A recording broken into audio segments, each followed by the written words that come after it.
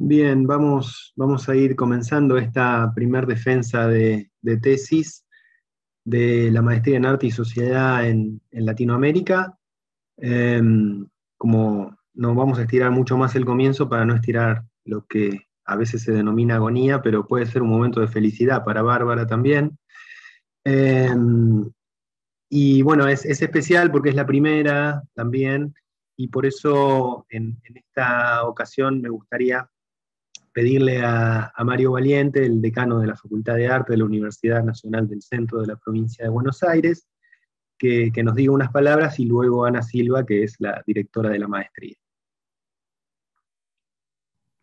Bueno, gracias Javier, buenas tardes a todos.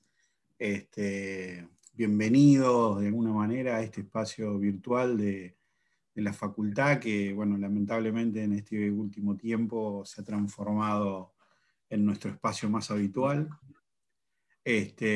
por las restricciones que todos conocemos, pero que, bueno, no obstante eso no nos ha impedido poder llevar adelante de alguna manera las actividades y muestra de ello y lo que nos llena de orgullo y en este momento de felicidad es poder estar en este momento justamente pudiendo asistir a esta primera defensa de tesis, en el caso de Bárbara, de esta nuestra maestría en Arte y Sociedad en Latinoamérica. Así que, por mi parte, más que nada, agradecerles la presencia, felicitar, por supuesto, a la maestranda y a su equipo de directores, y también, por supuesto, a los evaluadores, felicitar y agradecer el trabajo tanto de los directores como de los evaluadores, y compartir con ustedes este momento que, vuelvo a insistir, aunque sea en este contexto, nos pone muy contentos que esta maestría ya pueda empezar a tener hoy su primera defensa y pueda ir consolidándose de la manera que lo viene haciendo, y sin lugar a dudas es un paso más en ese sentido. Así que muchas gracias por invitarme en esta oportunidad y por poder compartir este momento con ustedes. Felicitaciones, y seguramente creo que no va a ser un momento de agonía, sino que seguramente va a ser un momento de beneplácito, y espero que así sea, ¿sí? Así que gracias. Gracias, Mario. Ana. Muchas gracias, Javier, y gracias, Mario, por tus palabras. También, bueno, muchas gracias al jurado de esta primera tesis ser defendida en la maestría, y, bueno, Bárbara, sobre todo, por haber llevado de manera tan responsable y tan dedicada tu trabajo para llegar a esta instancia, porque, bueno, llegó el momento que estábamos esperando desde que allá por abril de 2018, con la presencia de Leonor Arpuch en el aula magna, estábamos inaugurando la primera cohorte de la maestría. Y también, bueno, tengo visitas, disculpen, de mucho antes, ¿no? De cuando empezamos a pensar, a soñar y a diseñar el plan de estudios de la maestría con un grupo de docentes e investigadores de la Facultad de Arte.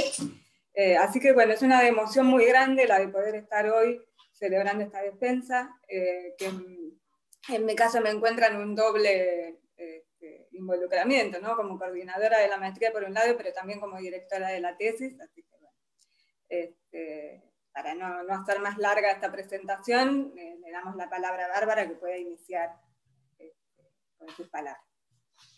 Gracias, Ana. Antes, Bárbara, yo quiero recuperar ciertas cuestiones que tienen que ver con la organización, el protocolo de cómo va a ser la defensa. En principio, estamos aquí el martes 30 de marzo de 2021 para evaluar la tesis de la maestranda Bárbara Sosa, alumna del posgrado Maestría en Arte y Sociedad en Latinoamérica, titulada Un recorrido de temporalidades heterogéneas, análisis de los procesos constructivos y simbólicos del Parque Vía Cristy de Junín de los Andes, Neuquén, 1999-2019. Esta tesis es dirigida por la doctora Ana Silva, codirigida por la doctora María Guadalupe Suaznávar, y el comité evaluador está integrado por la doctora Piñero Gabriela, Lucero María Elena y Bilbao Lucas. Vamos a tener la exposición de Bárbara con uso de PowerPoint durante aproximadamente 30 minutos, puede ser un poco más, Bárbara, si lo necesitas. Ella ya ha recibido los predictámenes de los evaluadores, podrá hacer referencia a los mismos si así quisiese. Luego tendrá la palabra Gabriela, Lucas y María Elena para hacer consultas o comentarios sobre la tesis. También Bárbara podrá responder, y Guadalupe y Ana también podrán participar. Luego cortamos la grabación para que delibere el jurado, y podrán estar participando también Guadalupe y Ana como directoras, y Bárbara y el resto de los aquí presentes van a estar saliendo de la sala para regresar, quienes quieran, para la lectura del dictamen 45 minutos después. Bueno, cuando finalicemos luego establecemos el horario, que es aproximadamente ese el tiempo. Si luego quedan ahí en espera, es porque el jurado se extendió un poco más en la realización del acta, pero bueno, quédense ahí esperando que van a recibir la autorización para ingresar en cuanto así sea posible. Bien. Adelante, Bárbara, gracias. Bueno, buenas tardes a todos. Voy a compartir pantalla.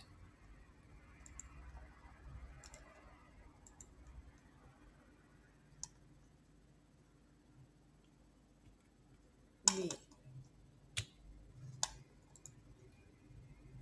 Bueno, esta tesis aborda el proceso constructivo del Parque Vía Cristy, este complejo escultórico de temática religiosa que está en la ciudad de Junín de los Andes, en la provincia de Neuquén, y que se trabajó a partir de la indagación de diversos aspectos, ¿no? Lo que se planteó fue que contribuya como un estudio de caso, contribuya a la discusión de las estéticas contemporáneas latinoamericanas, ¿sí? Siempre en el universo del arte sacro, dentro del universo del arte sacro. El objetivo principal fue comprender el proceso de producción del Parque Vía Cristy en relación a las dimensiones socioculturales, ideológicas, estéticas y económicas que lo atraviesan, y los objetivos específicos han sido reconocer las distintas instituciones y actores sociales que forman y han formado parte de la creación y ejecución del parque, establecer cuáles han sido los medios de realización de la obra, las técnicas y procedimientos empleados en su concreción, caracterizar los aspectos económicos de la obra y las estrategias de financiamiento en las distintas etapas del proyecto. Estos tres primeros objetivos específicos fueron abordados o trabajados en los primeros 3 capítulos. Y otro de los objetivos específicos fue analizar el proceso ideológico que subyace a la elaboración de la obra y su relación con los actores que intervienen en el mismo. Este objetivo específico se abordó en el capítulo 4, en el último capítulo, que era mucho más largo y más analítico. Y el último objetivo fue realizar el análisis formal plástico de las obras del Parque Vía Cristy y problematizar su relación con el sentido político y el sincretismo religioso. Aquí retomamos un poco el análisis plástico que habíamos hecho en el capítulo 3, ¿sí? Y lo problematizamos profundizándolo en el capítulo 4. Bueno, para comprender el conjunto de obras que conformaban el Parque Vía Cristy en su combinación de materialidades y de significados, partimos de las siguientes 3 preguntas. ¿De qué modo se articulan, negocian y participan en la obra las distintas instituciones que forman y han formado parte de la creación y ejecución del parque? ¿Cuáles son las distintas dimensiones que se articulan, confrontan y o negocian y se materializan en la obra? ¿Y qué sentido contribuye a construir la combinación de estos aspectos religiosos, políticos, étnicos y artísticos que pueden reconocerse en el parque? Bien, concebimos la hipótesis más como un punto de llegada en lugar que de partida, pero no obstante ello, las diversas redefiniciones y orientaciones que fue tomando el trabajo nos llevaron a partir de ciertas premisas iniciales o hipótesis inicial, que las esbozamos de esta manera. El Parque Vía Cristina expresa en la particularidad de su proceso de producción modos específicos de articulación y negociación de la diversidad de instituciones y actores sociales que forman y han formado parte de su creación y ejecución, y que se plasman en la materialización de sus procesos constructivos y simbólicos, en los cuales, además de la narrativa religiosa, adquieren especial relevancia los aspectos étnico-culturales y sobre todo políticos de la obra. La estrategia metodológica fue cualitativa y flexible. Se partió de un abordaje socioantropológico del arte y de la producción cultural, mediante una aproximación a la estructura social y a las prácticas de los actores sociales. Lo que se buscó fue ir alternando, se pensó la obra como el complejo como desde una visión de conjunto, pero también desde las propias especificidades y particularidades de cada obra, de cada grupo escultórico y de cada relieve que aparecía dentro del parque, que conformaba toda esa obra general. Y también algo que se abordó fue, la estrategia que formó parte de la estrategia metodológica fue esta decisión de ir alternando este aspecto descriptivo y el aspecto analítico en los diferentes capítulos. En cuanto a las técnicas que se utilizaron, hicimos un relevamiento de fuentes documentales variadas, entrevistas abiertas y semiestructuradas, observación con participación y un análisis visual del conjunto de las obras. Bueno, aquí les muestro algunas de las fuentes que fue utilizando, documentos y material legislativo, tanto del Poder Ejecutivo también, lo que son decretos municipales de la localidad de Junín de los Andes y de provincia también, de la provincia de Neuquén, y lo emitido por el Ministerio de Turismo de la Nación en cuanto a el presupuesto para infraestructura en el Plan de Turismo Nacional. También, bueno, van a ver que incluye por aquí la Carta Orgánica del Movimiento Popular Neuquino. Esto es porque reconocimos el arraigo que tiene este partido provincial en la historia de Junín de los Andes y cómo se iba a plasmar también en cuanto a la influencia de los aspectos étnicos y culturales que estaban plasmados desde la Carta Orgánica y se van a ver en todo el contexto social y también en las obras del Vía Cristina. En cuanto a diarios y revistas, bueno, la prensa lo trabajamos de manera continua, ¿sí?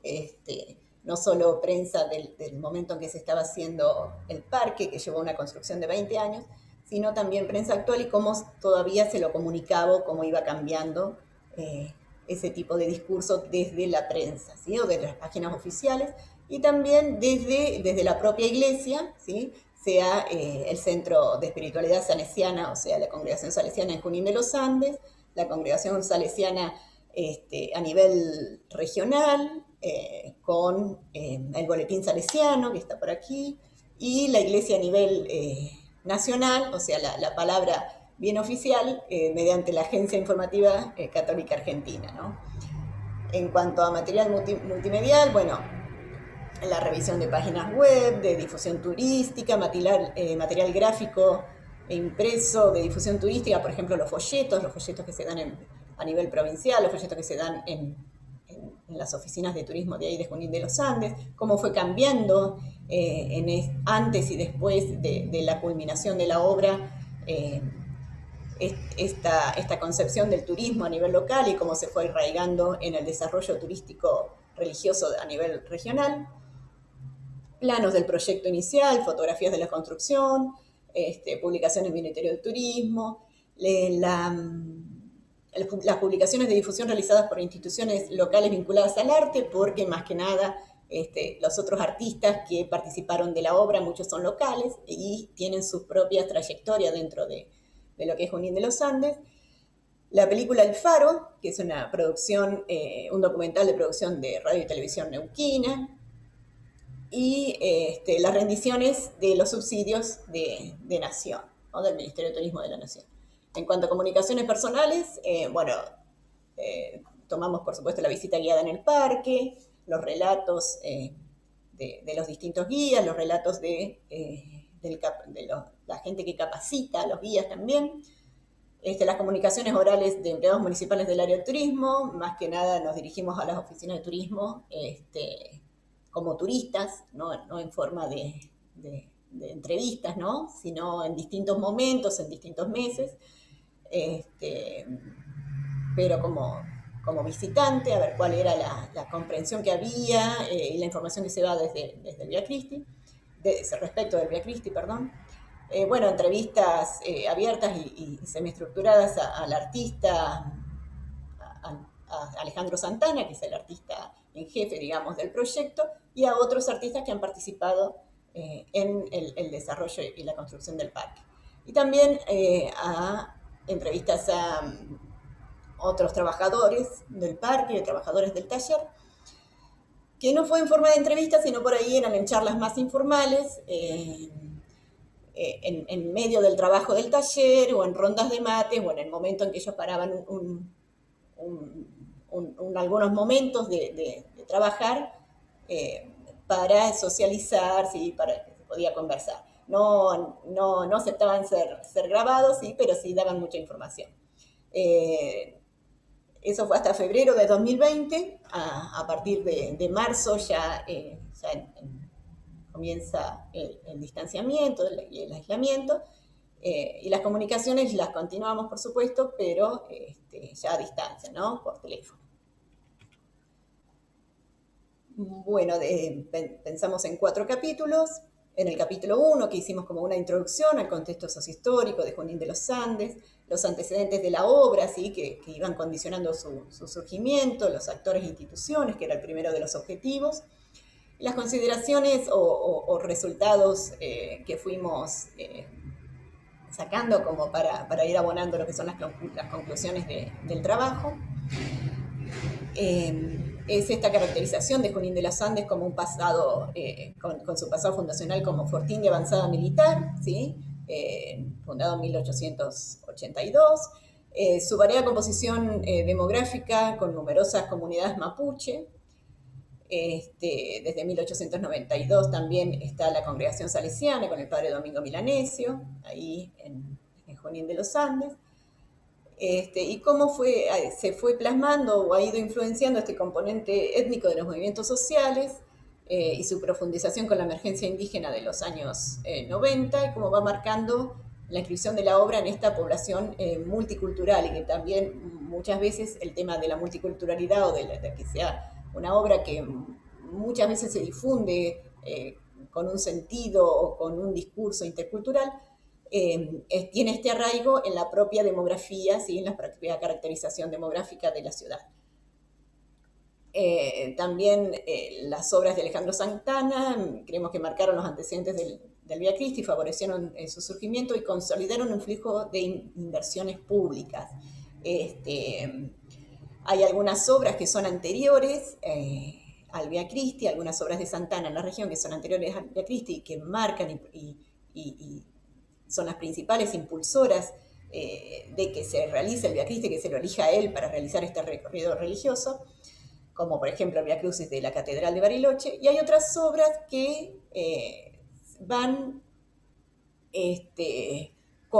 contribuyendo a este desarrollo del turismo religioso a nivel regional, y que son también realizadas por la Fundación Huiliches, que es el equipo de trabajo de Alejandro Santana, y que va realizando en distintas localidades de la región distintas obras con las que se va afianzando esta estrategia de desarrollo turístico, pensado desde provincia, ¿no? Y con el apoyo de Nación. Bueno, la fotografía que vemos aquí es del Cultrún de Ceferino Namuncurá, en el paraje San Ignacio, a 60 kilómetros de Junín de los Andes, y se refiere al traslado de los restos de Ceferino al paraje donde vive actualmente la comunidad Namuncurá, que fue gestionado el traslado, ¿no? Anterior a realizar la obra, por supuesto, fue gestionado primero por la propia Fundación Huiliches, ¿sí? En el año 2009. En el capítulo 2, contamos un poquito lo que es el parque en su conjunto, ¿no? Las características de intervención en el paisaje, también cómo fue el proceso de producción, la fuente de financiamiento y la estrategia de desarrollo turístico, el financiamiento privado por medio de una mecenas, de Cristina Míguez, y la mayor parte del parque que ha sido financiada desde el Estado, ¿sí? Con distintos porcentajes en cuanto a nación, provincia y el gobierno local. También la organización del proceso constructivo.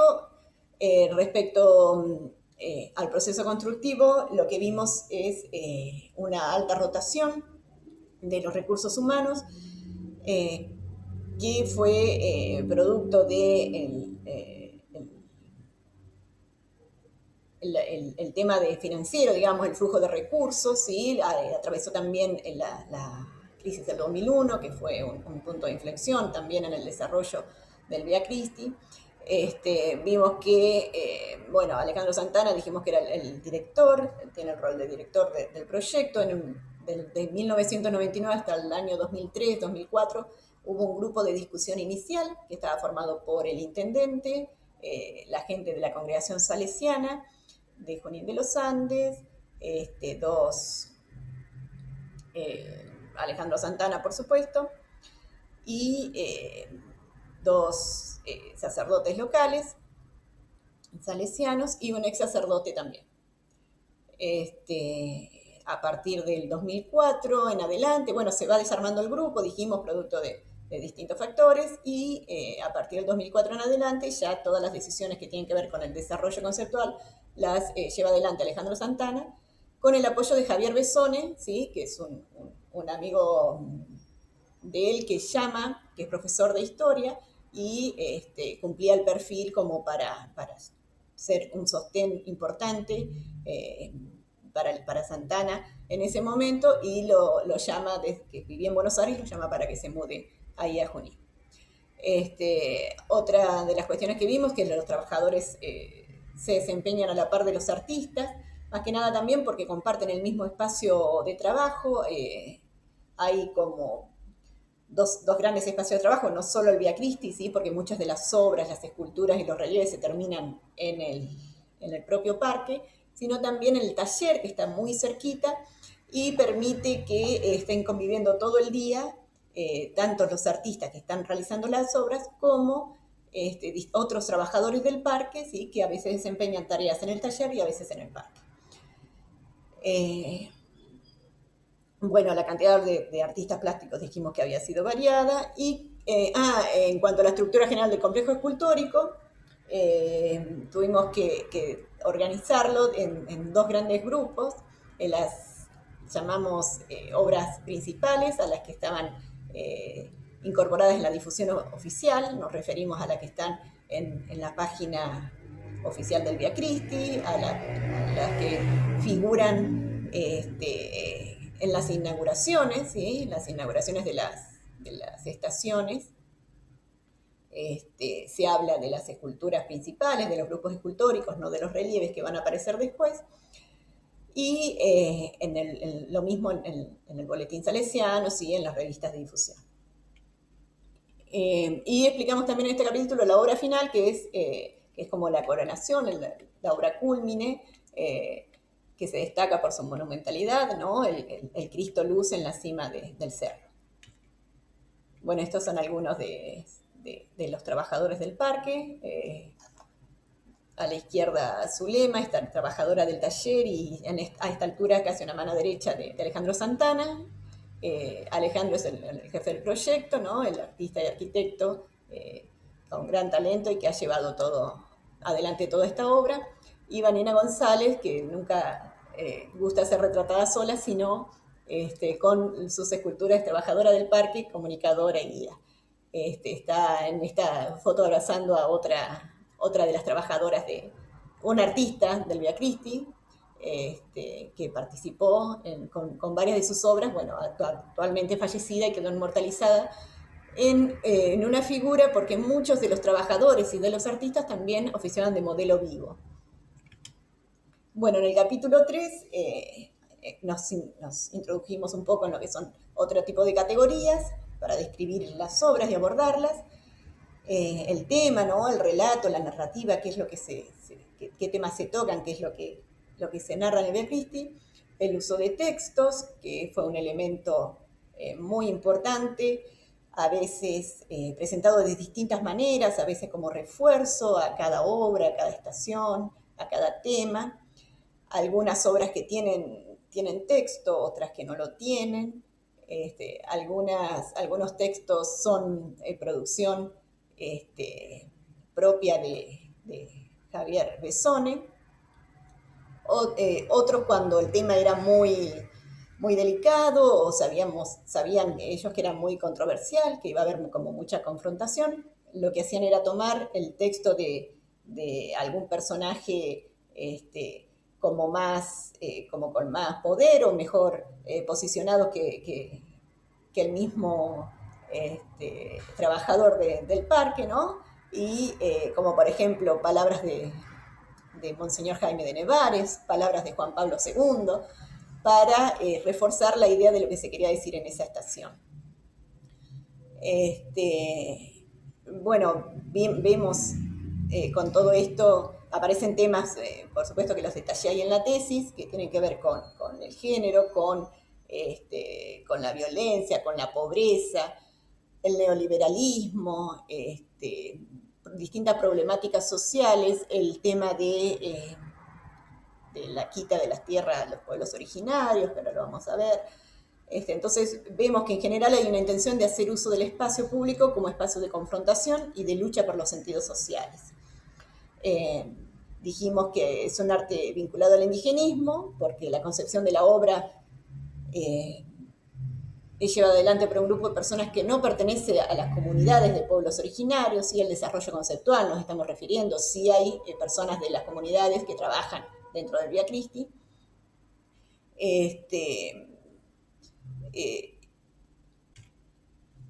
Y algunas otras consideraciones. Iba a comentar algo más. Elegí esa fotografía, esta obra, que es una de las que habla del genocidio indígena y de la quita de tierras, porque tiene una historia muy particular, el relieve que está aquí atrás, en la estación donde Jesús es despojado de sus vestiduras, que habla un poco de, no se alcanza a ver por ahí en detalle, pero habla un poco del tema de la quita de tierras, del despojo, ¿no? Y está atravesado con alambre de púa, ¿no? Mostrando un poco lo que es el alambrado y cómo es ese paisaje que era sagrado, ahora ha sido intervenido, ¿no? Y el tema del dolor, el sufrimiento y la matanza. Esta obra en particular también esta estación en particular fue un punto de inflexión en lo que tiene que ver con la aceptación. Es la única obra que vino un privado, ¿sí? Y ofreció poner mucho dinero si se la quitaba del Vía Cristis. Obviamente no era la postura, ¿no? de los creadores del Vía Cristis, lograr terminar el parque cediendo en algo en lo que era su pensamiento, su postura o su ideología, ¿no? Y también a partir de la inclusión de ese grupo escultórico con Roca, ¿no? Y con Pizarro, despojando de los recursos naturales, de esas vestiduras, a ese Jesús indígena. El ejército dejó de participar en las inauguraciones de manera oficial como venía participando, ¿no? Otras consideraciones del capítulo 3. Vemos que predomina una combinación de recursos estéticos que abarca desde componentes simbólicos e iconográficos, aparece en muchos lugares del Vía Cristis. Dijimos el tema de las madres, del pañuelo blanco, las madres del dolor, como les dice los artistas, ¿sí? Que son las abuelas de Plaza de Mayo, hasta personajes reconocidos e identificables por sus rostros, fotografías o directamente en la inscripción de sus nombres. Todo esto le da como cierta complejidad a las obras, ¿sí? Y al conjunto en general, y permite varios niveles de lectura o de acercamiento a cada obra a partir de los conocimientos previos que tenga quien está recorriendo el Vía Crispi, ¿no? Esta en particular se refiere, bueno, a una actualización y también fue un punto de inflexión porque muchos visitantes que por ahí no están de acuerdo ideológicamente o en cuanto a la información que se da, como por ejemplo las inscripciones de los 30.000 desaparecidos, hay algunos visitantes que se indignan y abandonan y no terminan de recorrer el Vía Crispi por no estar de acuerdo con ciertos relatos que se está planteando, ¿no? Algo que no inquieta para nada, por supuesto, a los artistas y a los hacedores del parque. Bueno, y algo, también elegí estas fotografías, bueno, porque aparece Monseñor Romero, también asesinado, por su compromiso social y su compromiso con los pobres, pero está mostrando un poco lo que es esta impronta latinoamericana, ¿sí? De las mismas ideologías y las mismas trayectorias que tienen estos referentes de la teología de la liberación, ¿sí? Por ahí Justo Romero no se identificaba con ella, pero sí en cuanto a su quehacer y en cuanto a sus pensamientos y a su postura, pero sí se vincula mucho con los otros referentes que aparecen, de otros sacerdotes tercermundistas y referentes de la teología de la liberación, que sí están familiarizados también con la trayectoria de Santana y de Javier Besone. Hay también particularidades estéticas, como por ejemplo el uso de citas de las bellas artes. Por ejemplo, bueno, tenemos a Da Vinci, y también este tipo de cuestiones que son como rupturas de las imágenes estereotipadas del canon católico, como por ejemplo una mujer acá en este relieve consagrando la Eucaristía, así algo en la iglesia reservado a los hombres específicamente, y que da cuenta también de este proceso, esta lucha que se está dando en el interior de la iglesia, en Europa muy fuertemente y en Latinoamérica, en Brasil, ¿no? Respecto del rol de la mujer dentro de la iglesia. Bueno, esto que está indicado acá es una censura, estaba el cartel y se tuvo que sacar. Esta vez sí se dio a sacárselo, más que nada porque venía de indicaciones del obispado. En el capítulo 4, en el último capítulo,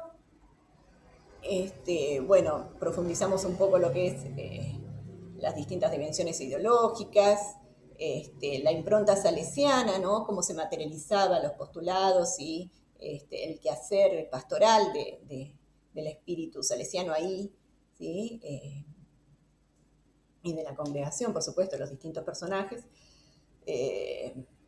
Vimos que hay una postura crítica que adopta el artista hacia la iglesia como institución, y que esta postura esta crítica, mejor dicho, está orientada a la denuncia de su complicidad con los gobiernos dictatoriales.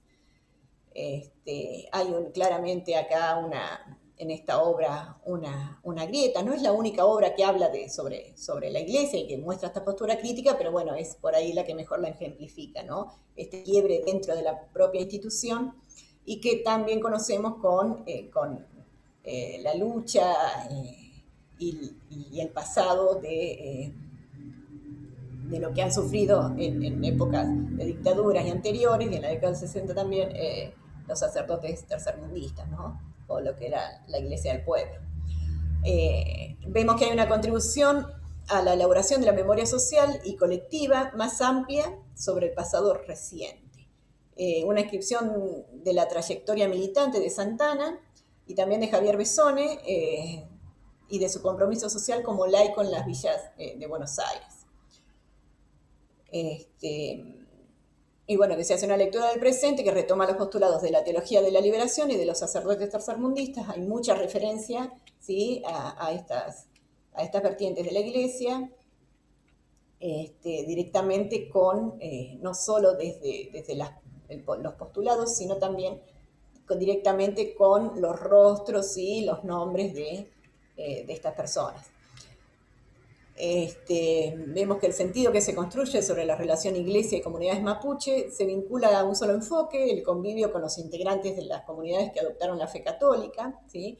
Hay un fuerte hincapié en lo que la historia de Ceferino Namuncurá, que notamos que no es solo el anclaje desde lo local, como pasa también con Laura Vicuña, sino que se está intentando por ahí comunicar o hacer hincapié en esto, ¿no? Y se deja de lado la complejidad de los procesos históricos que marcaron esta relación y la violencia ejercida por la propia institución iglesia sobre estas comunidades, en particular la violencia simbólica con el proceso de evangelización. Las figuras y la historia de los beatos de Ceferino Namuncurá y Laura Vicuña se incorporan, dijimos, bueno, como recurso estratégico de anclaje a lo local, ¿sí? Namuncurá con otra función que tenía que ver con esto que dije, y Laurita Vicuña con, mostrando un poco la violencia a la que fue sometida por su condición de pobre y de mujer, ¿no? Ella y su familia.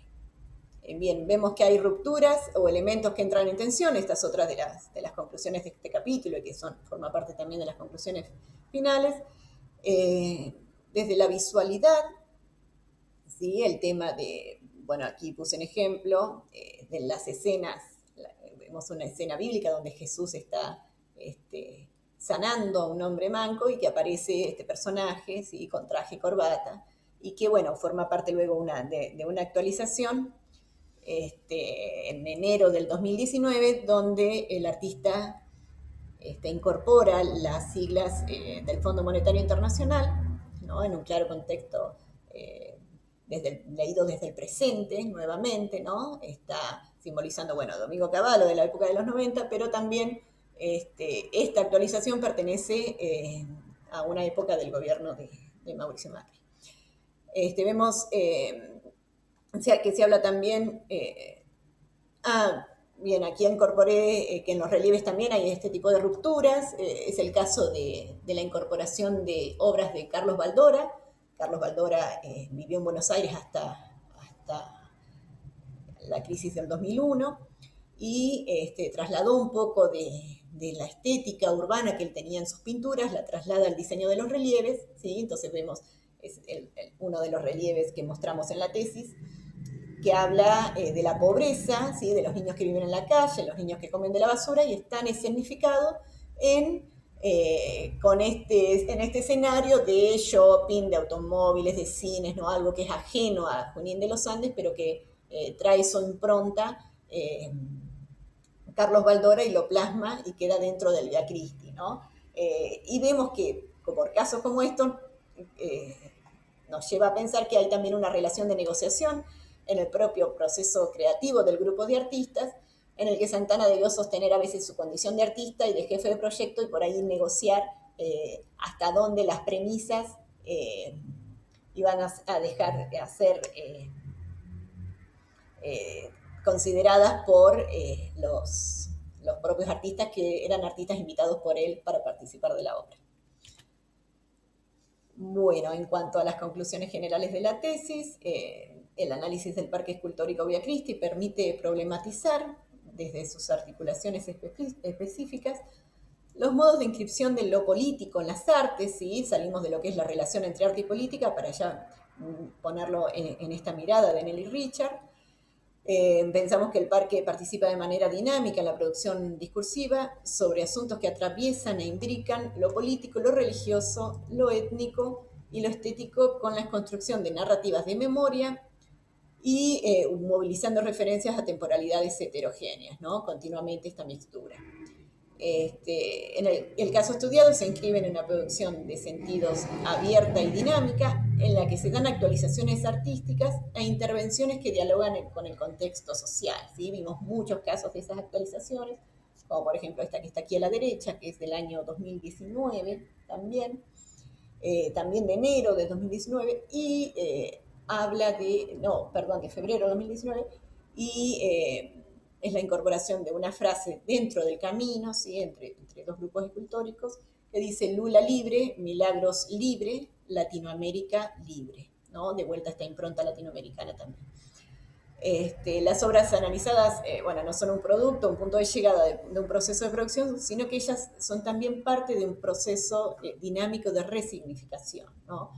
Esta producción discursiva abierta, significativa en el presente, es tanto resultado como parte de la trama de relaciones sociales que intervienen en la planificación, ejecución, gestión y proyección del parque.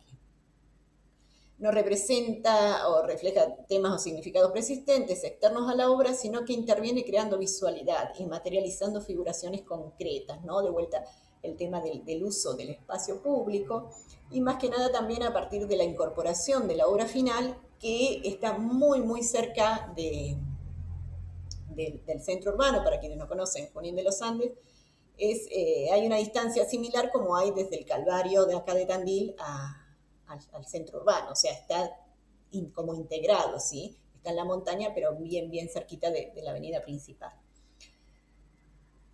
Y participa también, en la producción de emblemas urbanos y regionales, ¿no? Hay como una estética muy similar y una impronta muy parecida en el desarrollo de emblemas regionales, porque casualmente están todos llevados a cabo por el mismo artista, ¿sí? El mismo grupo de trabajo, ¿sí? Con la Fundación Huiliches. Durante el proceso constructivo, la vinculación con diferentes actores e instituciones osciló entre momentos de armonía y de tensión, algunos de los ejemplos que les había dado, propiciado a veces por el cambio de autoridades eclesiales y políticas, ¿sí? A nivel local también hubo cambios.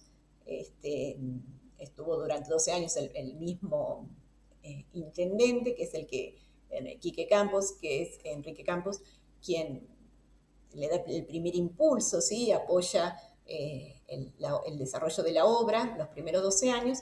También recordemos que algunos artistas del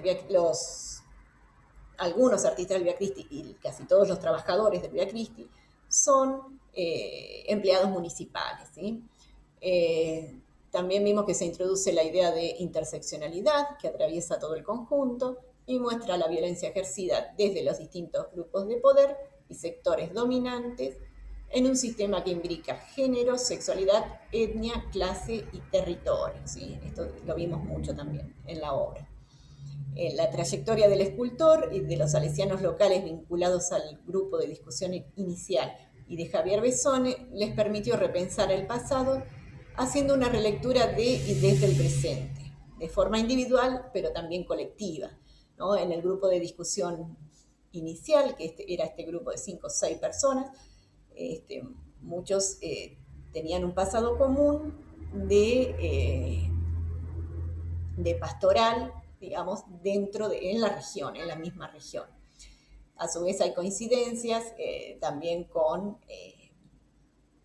quienes van a hacer el desarrollo conceptual, que es Alejandro Santana, con el apoyo de Javier Bessone. De ahí en adelante, que también han tenido un pasado en la iglesia, Alejandro Santana como laico, ¿no? Como militante social, pero dentro de, sin llegar a entrar al seminario. El caso de Javier Bessone sí, es un ex seminarista, al igual que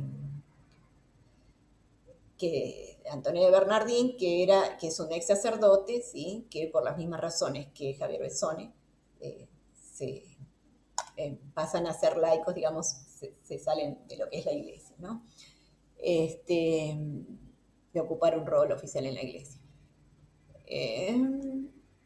En los aspectos religiosos y más aún los ideológicos de quienes desarrollaron conceptual y artísticamente el Vía Cristis se manifestaron en la materialidad del parque y en su forma de inscripción en el espacio público local, confirmando en gran medida nuestra hipótesis inicial. De todos modos, creo que el Parque Vía Cristis, va a marcar un antes y un después, y ya lo está haciendo, en lo que es el espacio público y en lo que es la historia de la localidad. Así lo manifiestan también y lo sienten también los trabajadores del Vía Cristis. Así que hay mucho camino todavía para recorrer y para analizar. Dejé planteados algunos interrogantes de muchos que surgieron, sobre todo en lo que fue la parte final de la tesis, en la parte más analítica y en el capítulo 4, cuando vimos que tenemos muchas muchas cuestiones que aparecieron y que merecen un trabajo más profundo, con más tiempo, ¿no? Y por ahí con otro marco teórico también, un marco teórico más, mucho más orientado a cada una de esas categorías. Algunos son, por ejemplo, la exploración de las relaciones entre las instituciones vinculadas al Vía Cristis y las múltiples comunidades mapuche, consideradas como actores unidos por una cosmología y un pasado común, pero con libertad de toma de decisiones por comunidad.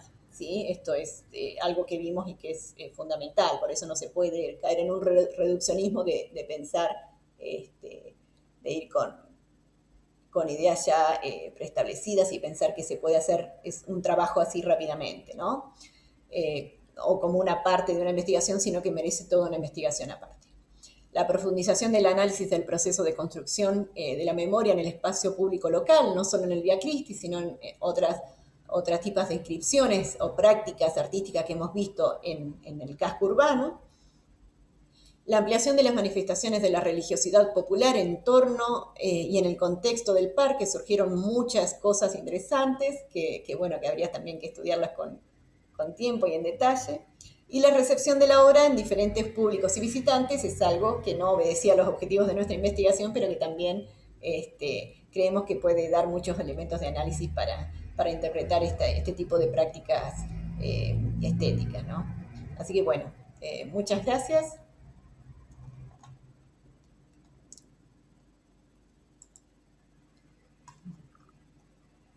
Gracias, Bárbara. Lucas, María Elena, Gabriela.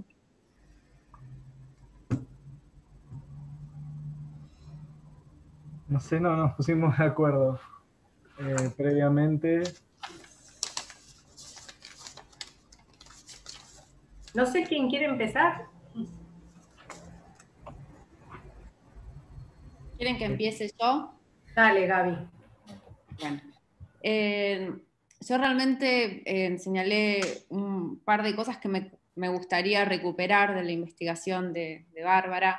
Creo que bueno, ¿no? Esta presentación está muy bien, pero para quienes tuvimos también el gusto de leer la tesis, tu investigación, nos damos cuenta que de pronto hay toda una complejidad en este conjunto escultórico, que es justamente tu escritura la que nos la permite apreciar, ¿no? Como este juego constante que haces en recuperar referencias, citas, voces, documentos. Me parece que ahí hay un trabajo de articulación de todo lo que son tus materiales y tus horizontes teóricos, tus horizontes de análisis, tus autores, que hay una articulación realmente que es muy, que se disfruta mucho a nivel de la escritura, ver cómo la vas elaborando. Creo que tenés un conocimiento realmente excepcional de este conjunto escultórico, ¿no? De su proceso de construcción, y ese conocimiento exhaustivo es el que justamente te permite también en recuperar y construir. Quiero como constantemente señalar este juego, ¿no? De que ella recupera cuestiones que están ahí operando, pero también les da entidad, ¿no? Las elabora, y el espectador de ese conjunto de pronto puede apreciarlo de un modo distinto. Esa articulación de conceptos, metodologías de diversas disciplinas, la antropología, los estudios visuales, la historia del arte, creo que también ese manejo fluido que mostrás de ese aparato conceptual te lo da, te lo permite, ¿no? Este conocimiento profundo del Vía Cristis, del parque. Yo tuve la oportunidad de leer lo que fue el plan de tesis, y realmente veo que también incorporaste mucho las observaciones de ahí, las resolviste muy bien, las integraste, y creo que tu tesis realmente adquirió una densidad y una consistencia importante. Bueno, te felicito a vos, por supuesto felicito también al equipo, a tu directora Ana Silva y a tu codirectora Guadalupe Suaznavar por este acompañamiento. Me parece también como muy acertado el título de tu tesis. Recién enfatizaste en alguna de esas cuestiones que hacen ese título, me gustaría que no pasen desapercibidas, ¿no? Como son esta recuperación constantemente desde el presente, ¿no? Esas temporalidades heterogéneas que vos las enfatizás a partir de mostrarnos cómo en cada conjunto hay citas, referencias de textos, autores, en canciones, que van construyendo este posicionamiento político, que es un posicionamiento político, vos bien decís, ¿no? Americanista. Yo ahí encontraba referencias al muralismo mexicano, a la Escuela del Sur de Torres García, Charly García, o sea, hay como un montón de referencias que uno va pudiendo ver ese trabajo, ¿no? De elaboración de tus afirmaciones, de cómo vas avanzando también, ¿no? De un modo muy, muy, muy cuidado y justificándolo en cada instancia. También lo que quería mencionar para terminar realmente es que me parece como muy interesante también esa recuperación del proyecto decolonial para pensar algo de esto, vos lo decís, cómo el mismo proyecto escultórico elabora o reelabora ciertas tradiciones que está recuperando y reformulando, ¿no? Sea el posicionamiento de la teología de la liberación, sea estas referencias a las bellas artes que vos mencionabas antes, como hay un trabajo desde ese emplazamiento político, discutiendo, tensionando, cuestionando, pero que también creo que eso opera al interior de tu escritura, de tu propio proceso reflexivo, en este trabajo, como dije antes, constante de interrogación de tus categorías, de los autores que te sirven como para problematizarlo, pero constantemente sin perder de vista, ¿no? La singularidad de tu objeto, de las obras, como para hacer ese juego, ¿no? más fino de interrogación y de ajuste eventualmente. Realmente, bueno, repito mis felicitaciones, es un proyecto de tesis que se disfruta leerlo, es sumamente organizado y bueno, cedo la palabra a alguno de mis compañeros, compañeras, y bueno, gracias Bárbara por el trabajo. Bueno. Muchas gracias, Gabriela. ¿Quieren? O Lucas. Yo me siento que soy el que viene de otra disciplina y por ahí quisiera que puedas cerrar vos, ¿no? En los comentarios. ¿Querés hablar vos entonces ahora? ¿Parece? Dale. Bueno, perfecto. Bueno, también recupero lo que decía Gabriela, agradezco en primer lugar a la gente de la maestría por haberme invitado a leer esta tesis. La verdad, Bárbara, es una tesis, ya lo planteamos creo todos los jurados en el predictamen, una tesis que la leí con mucho gusto, aprendí muchísimo, así que eso se agradece, muy clara. Ya los aspectos formales están todos enviados, así que no voy a detenerme en eso, pero bueno, sí agradecerte haberme permitido leer esto y agradecer a tus directoras. Recién presentaban un poco la maestría o comentaban que esta era la primera tesis. Me queda incluso mucho más claro pensando cuál es el enfoque que tiene esta maestría a partir de leer tu tesis, porque realmente has hecho, me parece, con la lectura que hice, un enorme trabajo de síntesis, como decía recién Gabriela, porque es no solo pensar y mostrar un complejo escultórico, sino es todo lo que eso abre, digamos. Entonces, lo abordás en la introducción, está más que claro, el aparato conceptual que utilizás, la cantidad de categorías y de entradas o de abordajes que tenés que hacer, realmente está muy bien resuelto, o por lo menos eso es lo que considero en la lectura que hice. Así que yo simplemente preparé unos comentarios que acá los tengo a mano como para ir hilándolos, que tienen que ver obviamente con la disciplina mía, con la historia, y que vos incluso a lo largo de toda la tesis, que eso me parece que es algo a destacar cómo, bueno, esto que decía recién Gabriela, ¿no? Que aparece en el título estas diferentes temporalidades, cómo están todo el tiempo presente y cómo no es que aparece al inicio marcando que es una obra que se instala en el presente y que tiene referencias al pasado, sino que esas referencias al pasado están todo el tiempo jugando a lo largo de la tesis. Y antes de meterme de lleno en los comentarios, en las dos líneas argumentales que preparé, quería decir que la verdad te agradezco también porque sin conocer el paseo, sin conocer el parque, realmente es como si uno lo conociera, por las imágenes que pones, por la claridad con la que vas mostrando cada una de las obras, que es algo realmente difícil, o a mí por lo menos si tuviese que hacerlo, sería totalmente torpe para poder hacerlo, y la verdad es clarísimo cómo lo has puesto en la tesis. Bueno, mis dos líneas argumentales que preparé en los comentarios tienen que ver con las cosas que a mí me despertó la lectura de la tesis. Los comentarios que voy a hacer no quiere decir que estoy en desacuerdo con lo que planteas, ni mucho menos, simplemente a partir de lo que comentabas, como las lecturas que me iban despertando a mí, que lógicamente, lo digo porque nos conocemos con Bárbara, lógicamente tiene que ver con las cosas que estudio, con las cosas que sé. Por un lado, la cuestión histórica, y por el otro, vinculado a lo que vos marcabas como la cuestión ideológica o el catolicismo, o esas ideas, fuerzas que están detrás. Bueno, a ver, para no hacerlo tan largo, me pareció en la primera parte muy interesante esto que vos puedas mostrarme, incluso porque había cosas que desconocía del contexto neuquino, además de la referencia a la historia propia del lugar, de Junín de los Andes, emplazarla en el finales del 19, me pareció más que interesante que vayas situándonos. Yo la verdad desconocía mucho de los procesos propios de la provincia, así que eso fue más que interesante.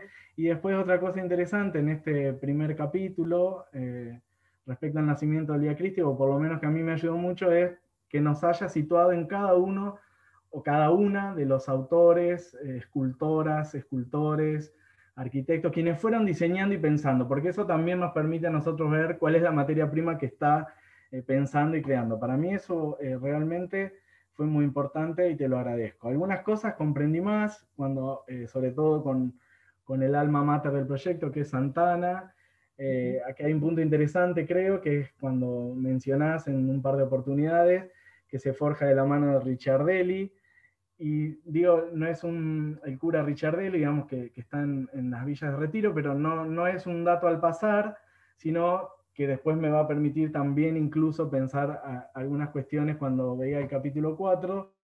Ricciardelli es uno de los fundadores del movimiento de sacerdotes para el tercer mundo, es un destacado referente de la teología del pueblo, y es un destacado referente del peronismo, cosa que no es un punto...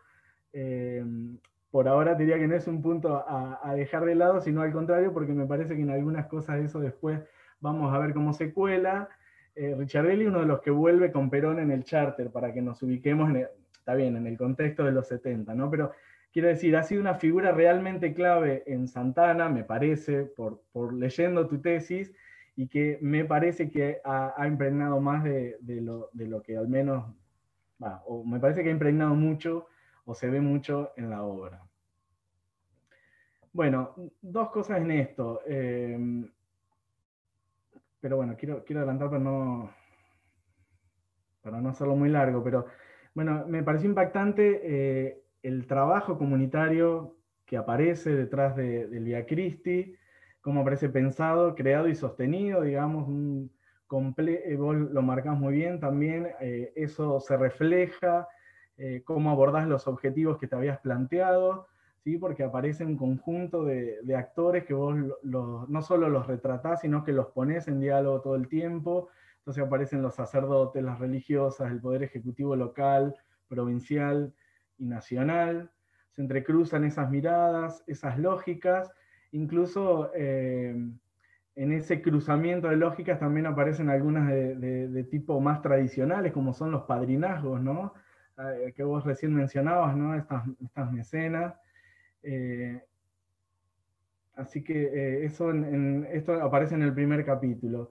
Y me parece que el Vía Cristis en ese caso es un excelente caso para pensar, o al menos a mí me dejaba pensar, cómo lo religioso, bueno, a mí, y lo demostrás, ¿no? En la tesis, pero cómo lo religioso se entrecruza todo el tiempo en el espacio y en la cotidianeidad. Esto creo que es uno de los motivos para comprender por qué, o al menos a mí me hace pensar, por qué en Argentina o en los países de herencia hispánica es tan difícil poder escindir a veces la esfera religiosa de la esfera pública. Recién vos nombrabas que el espacio yo no conozco ni siquiera Junín de los Andes, está enclavado en el medio de la ciudad como acá el Calvario. Y eso es cuando una monumentalidad se nos impone. Pienso en la ciudad de Luján, para aquellos que no son creyentes, que no son feligreses, y todo el tiempo estar invadidos, entre comillas, ¿no? O que una monumentalidad esa los abarque, los implique en algo a los que no quieren o no deseen, realmente a veces suele ser bastante complicado, o suele complejizar, mejor dicho, este tipo de procesos, como pensar lo religioso, al menos en Argentina.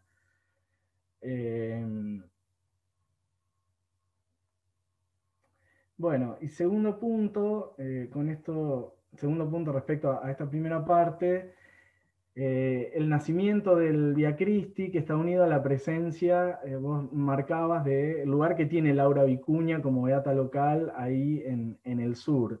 Pero sobre todo está unido, creo yo, a la presencia salesiana. Vos lo decís todo el tiempo, pero yo marqué algunas cosas que por ahí te pueden servir para el día de mañana si estás pensando en alguna publicación, en continuar con esto. Me parece que hay una clave que, bueno, lo puse como comentar más al final, pero que va retomando el hilo de toda mi argumentación, al menos lo que planteé. Está todo el tiempo esto que vos marcás como le habías puesto un subtítulo, no es la presencia, la impronta salesiana, ¿no? Está todo el tiempo presente en la tesis, y a mí me parece que la impronta salesiana es lo que está detrás. No aparece, mejor dicho, no es la impronta de un escultor, no es la impronta, sino es la impronta que me parece a mí da sustento al parque. No solo por los símbolos o por los personajes que aparecen, sino también incluso por esta historicidad que se marca, digamos, no solo en Junín de los Andes, sino creo en toda la Patagonia, el lugar que han tenido los salesianos, que tienen actualmente los salesianos. Pensemos que una universidad nacional incluso se llama San Juan Bosco. Entonces a mí me parecía, leyendo la tesis, que me parece que esa era una punta, creo, que quizás buscando una vuelta de rosca pueda darte otras respuestas también. ¿Y por qué lo digo? Porque la congregación salesiana, y creo, o por lo menos yo lo veía patente en cómo marcabas también cada una de las cosas, la congregación salesiana tiene muy resuelta la cuestión que vincula lo doctrinal, digamos, lo propiamente católico, con lo étnico. Y esa de las pocas congregaciones que en Argentina lo hace. Si miramos el contexto de los 60, los 70 o los 80 para América Central, para Brasil, pensando incluso en el marco de la teología de la liberación, uno podría decir, bueno, los jesuitas en América Central, los dominicos en Brasil, que tienen también muy trabajada. Para el caso argentino, me parece que para el sur son los salesianos. Está bien mostrado, está más que patente, pero me parece que eso que aparece como una impronta es, creo yo, me parece a mí, o una lectura que yo hago, es lo que da ese fundamento.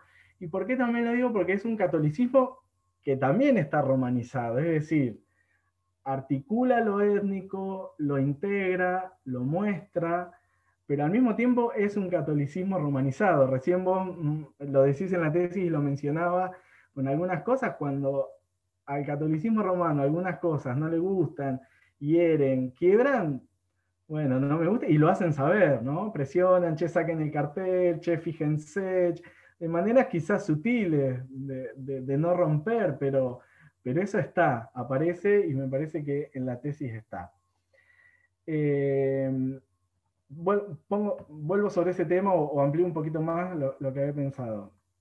sobre la cuestión indígena al interior de la obra.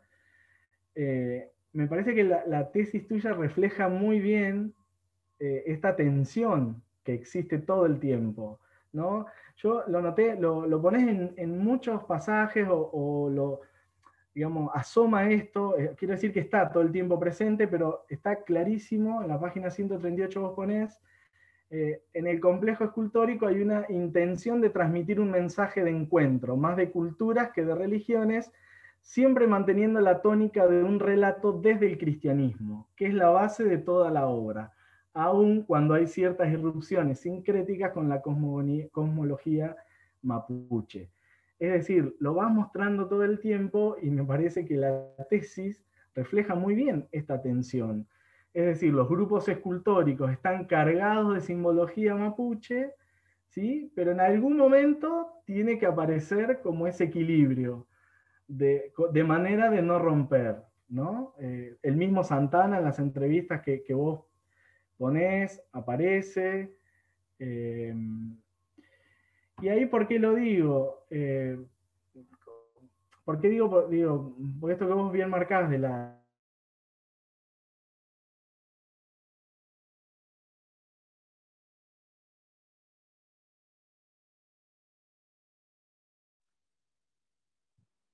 Bueno, ¿nos escuchás, Lucas? Las narrativas justapuestas, haces un juego constante, o jugar mejor, resolviéndose, podríamos decir, o en imágenes también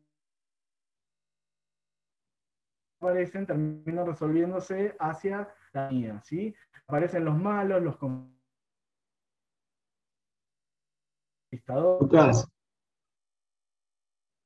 Lucas, los militares de la campaña también.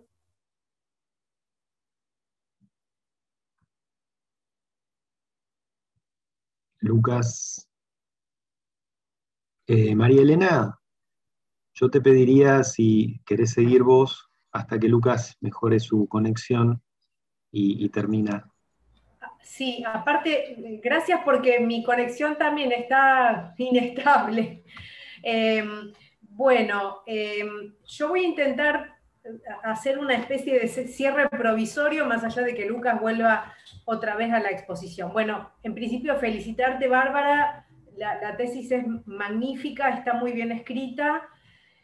Yo quiero rescatar como 3 planos que me parece que son muy evidentes y claros y que se intersectan a lo largo del escrito. Por un lado, un trabajo fenomenal de archivo que has hecho, y cuando digo archivo no me refiero solamente al documento, sino a esto de recuperar historias colectivas, a imágenes, a todo un imaginario cultural, digamos, que tiene que ver con todo el contexto que acompaña esta enorme obra escultórica. Se nota que has recopilado, buscado, investigado dentro de un trabajo que me parece que hoy es vital para pensar las prácticas contemporáneas, ¿no? Esto que hoy llamamos el uso del archivo o el trabajo de archivo, teorizado ya por Foucault, Derrida, Ana María Walsh en lo más actual, Giunta, y otros más. Y que además forma un núcleo importante de lo que hoy conocemos como estudios visuales, ¿no? Así que a mí me parece que tuviste, digamos, una investigación profunda y profusa. El segundo plano que me parece que también aparece y que es un factor importante es el cruce disciplinar que vos establecés para abordar prácticas que tienen que ver con lo visual, pero que también se vinculan a la sociología, a la antropología, a la historia sin duda. De hecho, en ese sentido creo que el colega ha hecho una lectura bastante intensa. Yo no vengo de la historia, vengo de las artes, entonces, por ahí no conozco tanto en ese aspecto, pero se nota, digamos, cómo has procurado esta especie de mirada múltiple, desde distintos focos, para algo que realmente tiene, una complejidad importante. Y cuando digo complejidad importante, también quiero hablar como del tercer aspecto que yo he notado, que es también esta trama que vos armás, pero que te lo provee de alguna manera la propia obra, que es este tejido entre la religión, la política que entre paréntesis ya es una dupla bastante compleja, ¿no? Pensar la religión y la política. Y todo un abanico de cuestiones ideológicas donde finalmente tocas aspectos del cristianismo o el Vía Crucis, etcétera, pero finalmente también aparecen las madres, las abuelas y ciertos referentes políticos importantísimos para toda la historia latinoamericana, ¿no? Entonces, como sintetizando, creo que tu tesis me devuelve estos tres planos que se ven claramente. Un profundo trabajo de archivo, un interesante cruce disciplinar que vos lográs a partir de recurrir a distintas perspectivas, y estas tensiones que nos generan como este tercer aspecto que, bueno, también me parece que forman una característica importante de tu escrito. Bueno, hay muchos aspectos en los que coincido con mis colegas, tanto con Gaby como con Lucas, que no voy a reiterar. Nada más dejo una observación que también puede ser una pregunta, que la podemos charlar en otro momento, y que es una tensión también que recorre todo el trabajo, y que es, bueno, y en alguna instancia, ¿dónde está lo contemporáneo en esta obra, no? Porque justamente a partir de recorrer todo esto... Te doy ingreso, te estoy dando ingreso, pero ahí se queda dando vuelta el sistema. Por eso te digo, si por ahí querés probar con el celu, Javier, en una de esas, estás muy... Javier, tenés abierto el micrófono. Perdón, Yo creo que le estaba hablando a Lucas, Javier, perdón. Sí, perdón. ¿Lo dejamos a Lucas hablar o continúo? No, continúa, María Elena. Bien, igual ya estoy como cerrando, más allá de que el colega vuelva después a retomar algunos aspectos. Decía Bárbara que también como un logro de tu trabajo, esto de encontrar la contemporaneidad en la estética de un conjunto escultórico que a simple vista no nos deja la duda de si ingresaría esto en una estética contemporánea, pero luego cuando van apareciendo una serie de aspectos que tienen que ver con la memoria, con lo colectivo, y acá subrayo la palabra colectivo, que no solamente aparece a nivel de la visualidad, sino también en los vínculos que vos has detallado y que se establecen entre la comunidad y la propia obra. Que esto me lleva como a otro aspecto más, y acá sí creo que lo contemporáneo cobra fuerza, que es lo performativo de ese conjunto escultórico, porque justamente el emplazamiento, la relación con el contexto, con la propia naturaleza, abren una dimensión de la performatividad que me parece que le imprimen a la obra esta dimensión de lo contemporáneo, que quizás no aparece a simple vista, ¿no? Por el tipo de figuración, por los rostros, etcétera, pero que en definitiva, luego de este análisis, bueno, me parece que se puede habilitar, ¿no?, esa lectura de lo contemporáneo en este complejo escultórico. Y insisto, ¿no?, sobre todo por esta dimensión de lo público y lo performativo que vos muy bien has marcado en distintos aspectos de la escritura. Así que bueno, esa sería mi observación, y felicitaciones de nuevo a vos y a las directoras.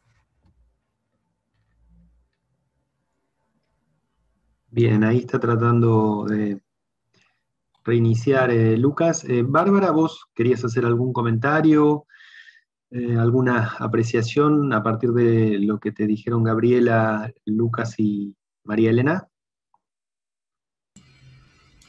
Bueno, un poco agradecer las devoluciones de los tres. Realmente es muy reconfortante. Obviamente no lo podría haber hecho sin el apoyo y la ayuda continua y la revisión también a ritmo de mis directoras.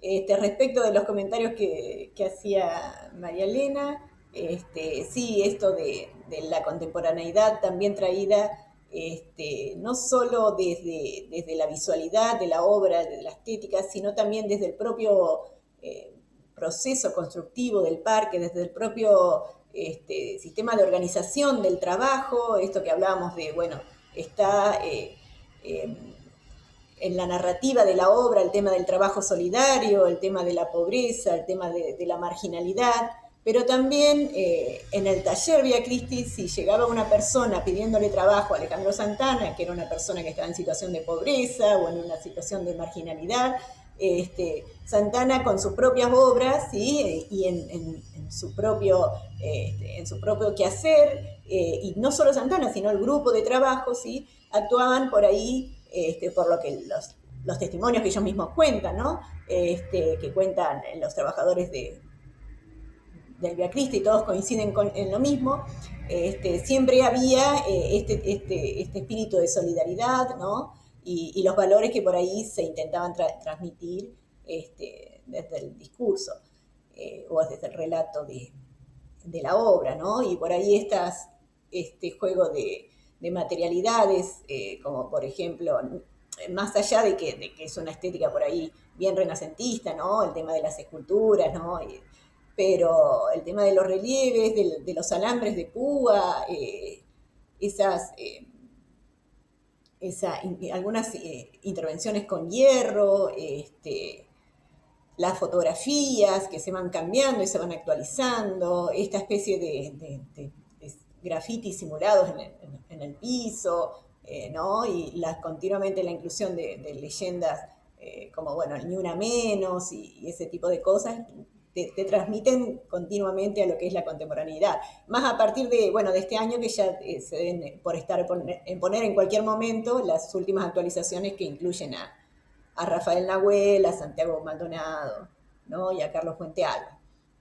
Por ahí Rafael Nahuel y Santiago más que no están tan lejos en el tiempo, ¿no? Los casos de ellos. Respecto de... no sé si me escucha Lucas. ¿Sí? No, un comentario sobre Ricciardelli. Está puesto así como por ahí un par de veces al pasar. Lo que me ocurrió es que no fue un dato que yo lo tuve desde enseguida, sino que me costó muchísimo saber por qué, porque yo intuía que había algo, y fue un dato que me costó muchísimo encontrar cómo había sido ese pasado, de dónde había salido todo ese rol de militancia en lo social, digamos, de Alejandro Santana. No es algo que esté difundido ni que sea tan público, ni que él lo cuente tampoco en las entrevistas, ¿no? Entonces me costó mucho llegar a ese dato que me pareció fundamental como para entender muchísimas cosas, pero no, por eso es que no está puesto, digamos, desde el principio en la tesis, porque me pareció, sino que era por ahí. Aparece todo el tiempo. Claro. No era un cuestionamiento, al contrario. Sí. No sé a quién le toca, discúlpame, te hice pasar un mal momento, Bárbara, se me cayó, no sé, el Zoom, no sé por dónde seguimos. María Elena dio su comentario y si querés vos cerrar lo que venías diciendo. Bien. Bueno, eso me pasa por hablar mucho, Bárbara, los historiadores tenemos. Bueno, cierro con esta idea, digamos, de la cuestión histórica, y quería hacer un solo comentario, perdóname, sobre el capítulo 4. Con esto, lo que estaba, digamos, retomo, esto que fue mostrando todo tu tesis, ¿no? O lo que yo, mejor dicho, me iba despertando al leer tu tesis. Que la narrativa, vos lo mostrás bien, digamos, no desconoce nada de eso, es crítica en varios pasajes, pero a mí me parecía, o al menos quizá cuando vaya y lo vea en el lugar pueda pensar otra cosa, pero hasta el momento me parece que aún con todas las críticas que son muy claras, muy explícitas y que no hay medias tintas en eso, aún me parece que los dardos no siempre terminan de disparar hacia, muy entre comillas, ese aparato espiritual de la conquista, ¿no? Más allá de que aparezcan esas referencias, pero que no tiene que ver, me parece, con el autor, que no tiene que ver, por lo menos lo que me pensaba yo, ¿no? Tiene que ver con la dinámica del catolicismo, con la dinámica de la iglesia, digamos, ¿no? Me parece que tiene que ver con eso. Aparecen los opresores, pero nunca la iglesia se pone en ese rol de opresora, entre comillas, o de haber participado, si se quiere, de esos procesos opresores a los que las muestra, se está haciendo referencia, ¿verdad? Avanzo un poquito. para no abundar, voy a recortar mis comentarios. Y acá, en esto, te sugiero, por si te sirve, en algún momento a mí me sirvió muchísimo un libro de Bani Blengino que se llama La Zanja de la Patagonia, los nuevos conquistadores, militares, científicos, sacerdotes y escritores. Y está buenísimo porque esa misma tensión, no sé si la termina de resolver, pero me parece que a mí por lo menos, cuando hice mi trabajo, donde en algún momento también pensaba las misiones y cómo se articulan, y cuáles son los buenos y cuáles son los malos, y claro, cuando uno ve todo el mapa completo de cómo fue ese proceso de conquista, de apropiación, de civilización, entre comillas, seguramente los salesianos aparecen como la mano benévola. Pero bueno, está bueno también poder conjugarla, o al menos a mí me sirvió. No sé, capaz que no te sirve, pero yo te lo sugiero, es un lindo libro. Después de última te paso las referencias, te paso los datos. Y bueno, y en el último capítulo yo algo había señalado en el predictamen. Reitero, Bárbara, nada de lo que vos ponés para mí está mal y nada de lo que vos ponés yo estoy en desacuerdo. Estoy totalmente de acuerdo, a mí la tesis me gustó mucho.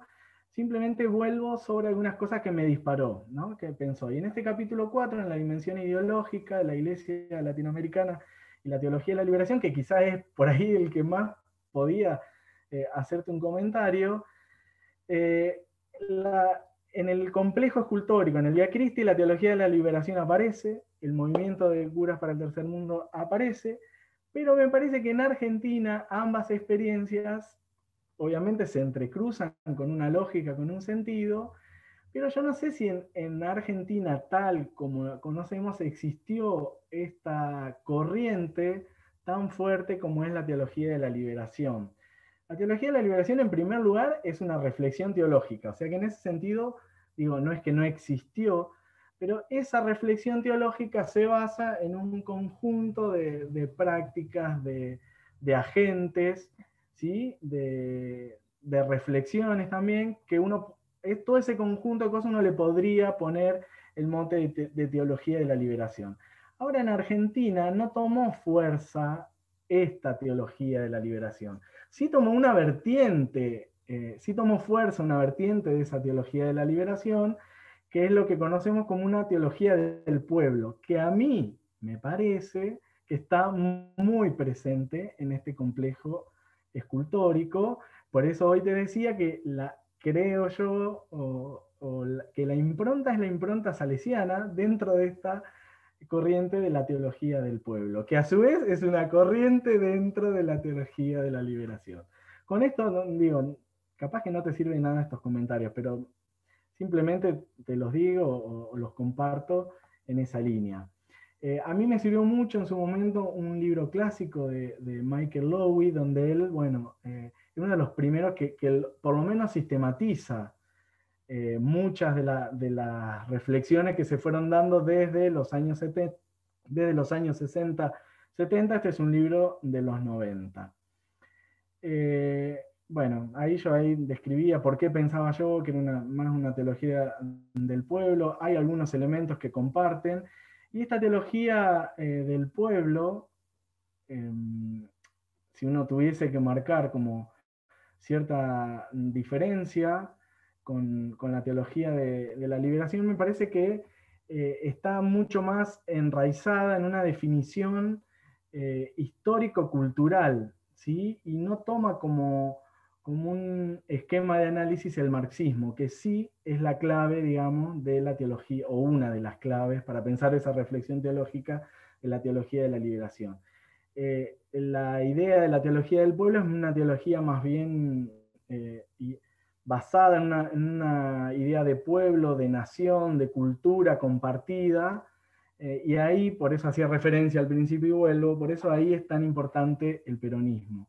Por eso, en los años 70, en Argentina, esa reflexión teológica, decían los curas del tercer mundo, ¿no? Esa reflexión teológica, si se tuviese que materializar, se materializa en el pueblo pobre. Y el pueblo pobre, decían ellos, es peronista, ¿no? Entonces hay como una raigambre y hay una imbricación bastante desarrollada y muy reflexionada, de la cual no soy especialista, pero en algún momento, si te interesa, podemos intercambiar. Y entonces, bueno, cierro con esto. ¿Hay elementos de la teología de la liberación? Sí, seguramente. Pero yo le daría como esa fuerza que está retratada todo el tiempo, pero quizá ese impulso a la fuerza de la impronta salesiana.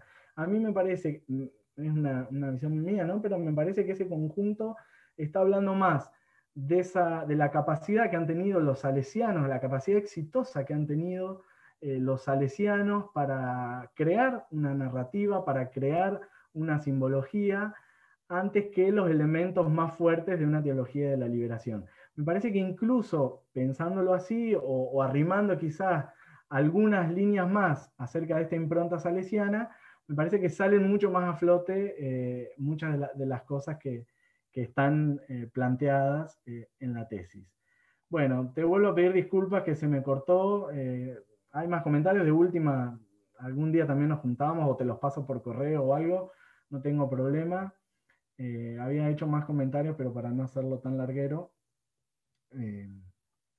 acá termino. Así que te vuelvo a felicitar, te vuelvo a decir que la tesis me gustó muchísimo, vuelvo a felicitar a tus directoras, y bueno, y a la maestría de arte que es la primera tesis que se defiende, y bueno, vuelvo a agradecerles el haberme invitado a leerla. Gracias, Lucas.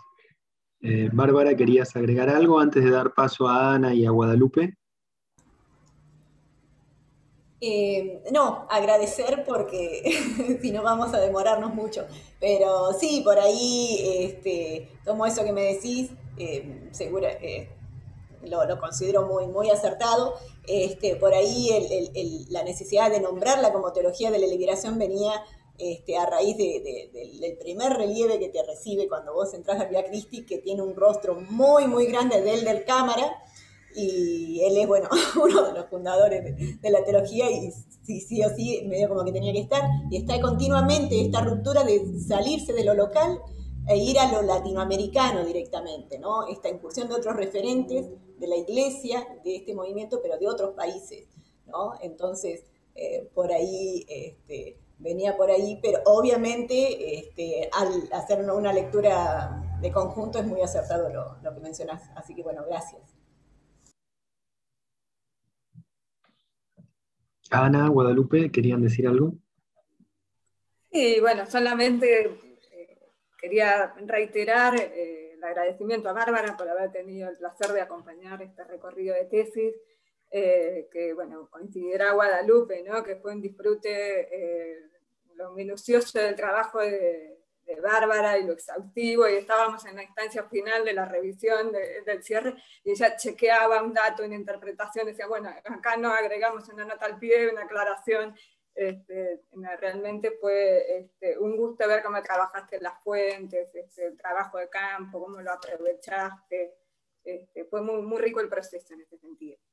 Y también quería enfatizar algo que lo conversábamos mucho, sobre todo al comienzo del recorrido de trabajo de tesis, que implicó una decisión metodológica fuerte, ¿no? Esto de pensar en un abordaje más integral, porque también otra decisión posible podría haber sido un recorte de obras y un análisis formal, ¿no? Y podría haber sido otra tesis, pero había algo de una complejidad que interpelaba una problematización, que bueno, fue una decisión consensuada, conversada en su momento, que asumimos el desafío y también el riesgo, ¿no? de hacernos cargo de esta problematización, pero bueno, creo que lograste una muy buena articulación al final de los múltiples subtemas que se van abriendo, ¿no? En esa complejidad que tiene el objeto de estudio, y que también, como decían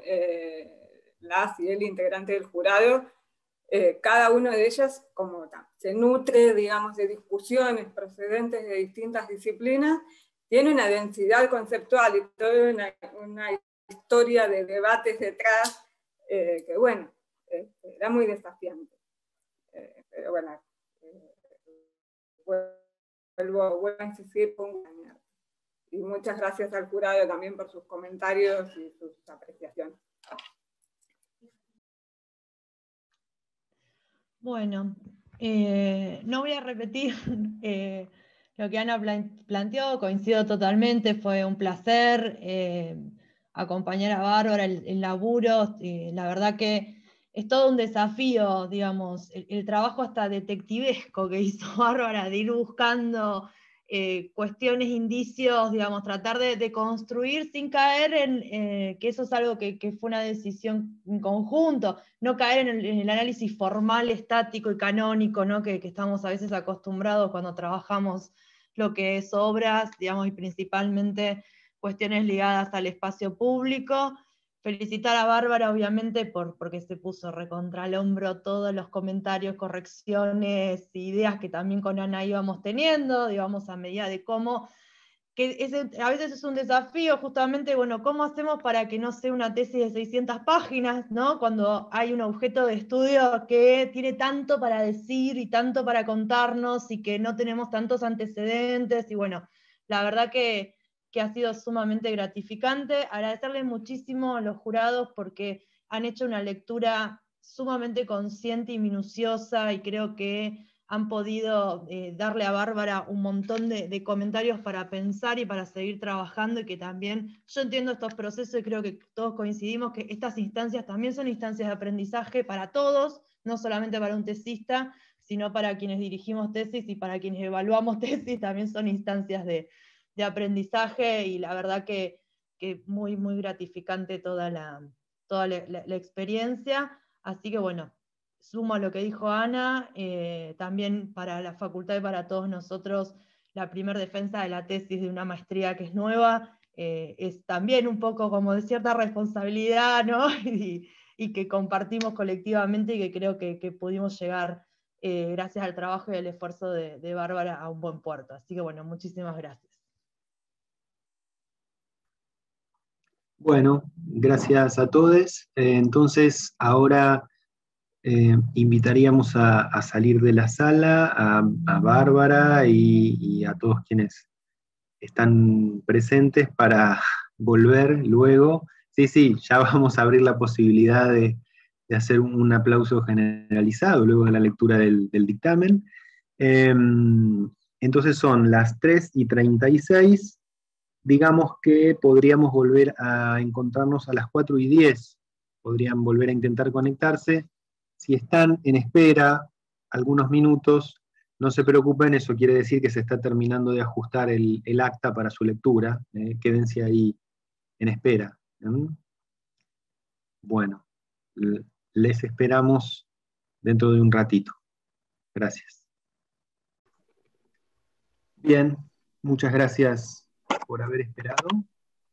Entonces el jurado ya hizo el acta dictamen y vamos a proceder a la lectura de la misma. Gracias, María Elena. Bueno, comienzo.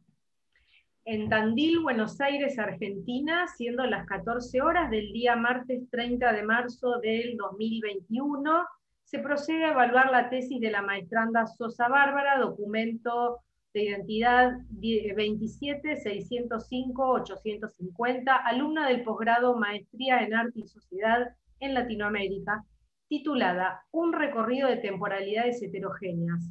Análisis de los procesos constructivos y simbólicos del Parque Vía Cristy de Junín de los Andes, Neuquén, 1999-2019. La tesis es dirigida por la doctora Silva Ana Cecilia, Documento Nacional de Identidad 25.646.600, y codirigida por la doctora Suaznavar María Guadalupe, Documento Nacional de Identidad 29.503.162. El comité evaluador está integrado por la doctora Piñero Gabriela, Documento Nacional 27.842.502, la doctora Lucero María Elena, Documento Nacional 17.817.829, y el doctor Bilbao Lucas, Documento Nacional de Identidad 31.495.331. La defensa de la tesis se realiza bajo la modalidad no presencial, según consta en la resolución de decano número 010/21 y la número 116/20, la cual se rige por el decreto de necesidad y urgencia número 297/2020 del Ministerio de Educación de la Nación. La resolución número 5019/2020 del 16 de marzo y la resolución número 0271 del 17 de marzo, referidas a la emergencia provocada por el COVID-19, las consecuentes disposiciones emanadas del Comité de Emergencia de la UNCPBA para atender las cuestiones derivadas por el COVID-19 y la resolución de rectorado 302/20. Habiéndose realizado satisfactoriamente una prueba de conexión el día 26 de marzo a las 14 horas con todas las partes, se encuentran conectados mediante la plataforma virtual Zoom los 3 integrantes del comité evaluador, doctora Piñero Gabriela, doctora Lucero Marielena y doctor Bilbao Lucas, la tesista Sosa Bárbara, la directora Silvana Cecilia y la codirectora Suaznavar María Guadalupe, y el secretario de Investigación y Posgrado, doctor Campo Javier, en carácter de veedor. La defensa se encuentra siendo grabada y al ser un acto público se habilita la conexión a público en general. Finalizada la exposición oral y pública a cargo del tesista y luego de la discusión posterior, que será coordinada por uno de los miembros de la comisión de evaluación, se levantará un acta de evaluación en la cual los miembros de la comisión de evaluación analizarán tanto contenido, originalidad y valor del trabajo, como calidad y nivel de su defensa. Y finalmente, se calificará la tesis con la nota aprobatoria correspondiente dentro de la escala de 6 a 10, dejándose también constancia de esta calificación en el acta labrada. Si la defensa oral amerita la desaprobación de la tesis, la calificación podrá ser de 1 a 5. Paso a la tesis en sí. La tesis constituye una investigación original y exhaustiva del Parque Villa Cristy, ubicado en la ciudad de Junín de los Andes. Representa un aporte central a la construcción del conocimiento en diversas áreas vinculadas a las estéticas latinoamericanas contemporáneas. La tesis se encuentra estructurada en 4 capítulos, además de la introducción y conclusiones, que ofrecen un análisis minucioso de los procesos constructivos desde las dimensiones política, estética, religiosa y étnica, que potencian la lectura de este conjunto artístico y sus aspectos simbólicos. En este sentido, destacamos este abordaje transdisciplinar al momento de analizar el grupo escultórico del Parque Villa Cristy, del cual no existen prácticamente investigaciones preexistentes. La bibliografía utilizada varía de acuerdo con la estructura y problemas abordados en cada capítulo, manifestando un sólido aparato crítico. La exposición oral de Bárbara Sosa fue clara y contundente, realizó un recorrido sintético por las cuestiones trabajadas en cada uno de los apartados y recuperó los problemas centrales de cada uno de ellos. Mencionó también las diversas cuestiones referidas por sus evaluadores y evidenció la apropiación crítica de sus observaciones. Por lo expuesto, este comité evaluador acuerda por unanimidad calificar con una nota numérica de 10 sobresaliente la tesis presentada. Siendo las 16:15 de horas del día 30 de marzo 2021, se procede a dar por finalizada la defensa de la tesis. Firman conformes, y bueno, nuestros 3 nombres: Lucero Marielena, Piñero Gabriela, Bilbao Lucas, y el doctor Campo Javier. Así que felicitaciones, Barbie. Felicitaciones. Ahora sí pueden activar micrófonos, video, todo. Bueno, muchas gracias, muchas gracias. Y gracias a mis directoras y bueno, a la comisión evaluadora, pero principalmente a Ana y a Guadalupe, que bueno, sin el apoyo de ellas no hubiera podido llevarlo a cabo de una manera tan grata, ¿no? Y tan disfrutable. Así que gracias. Ahí.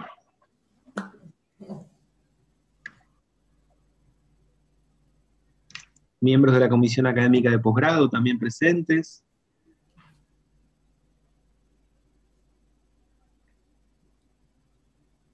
Bien. No, felicitar en mi caso a Bárbara, la verdad que... ¿Me escuchás, Javier, ahí? Sí. Felicitarla a Bárbara, la verdad que fue una maestranda excelente, muy dedicada, la verdad que un gusto haberla tenido de estudiante en el seminario y una tesis que la verdad que debe ser, dan ganas de leerla. solamente con la exposición y los comentarios que han hecho.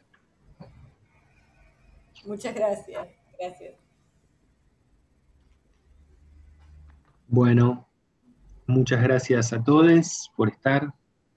Luego, Bárbara, nos ponemos en contacto contigo por las cuestiones administrativas y les agradecemos a las directoras, a los miembros de la CAP y sobre todo a los jurados su participación.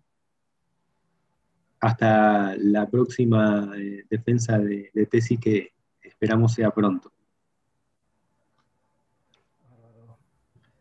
Que tengas buenas tardes. Igualmente. Felicitaciones, Bárbara. Gracias. Chao, gracias, gracias.